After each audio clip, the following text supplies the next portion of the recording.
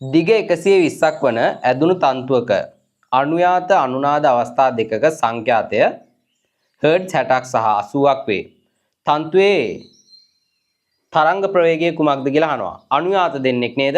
අලමයි අනුයාත දෙන්නෙක් ඉන්නවා නම් මට ලියන්න පුළුවන් පළවෙනි අවස්ථාවේ සංඛ්‍යාතය f1 සමානයි n v බෙදීම 2යි මෙයාගේ දිග l කියලා.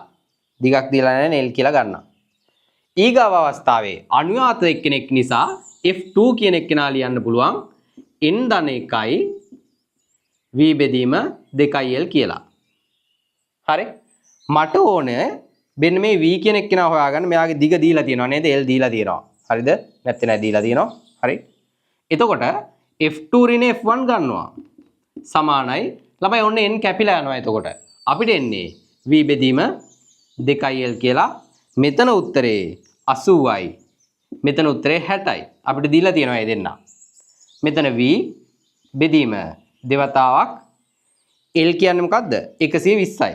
සෙන්ටිමීටරනේ 1.2 නිසා මීටර වලින්. මෙතන v සමානයි කොච්චරද ළමයි? 48ක් කියලායි උත්තරේ ms ඍණ 1කින්. හරි? ඒවා ළමයි හරි ලේසි ප්‍රශ්න. හරි අමාරු ඒවා නෙමේ. දැන් ළමයි ඔයාලට තියෙන ප්‍රශ්නේ මෙන්න මේක දන්නේ නැති එක. හරිද? ඒක දැනගන්න ඉතින් රූපයක් අඳලා බලන්න ඕන. හරිද? කොහොමද එන්නේ කියලා. හරි? ළමයි රෝයල් එකේ පේපර් එක නිසා මම ඒ වගේ පොඩි කාරණා කියලා දෙන්නේ නැහැ. මේ වගේ ටිකක් අමාරු ගණන් මේකේ තිබ්බා.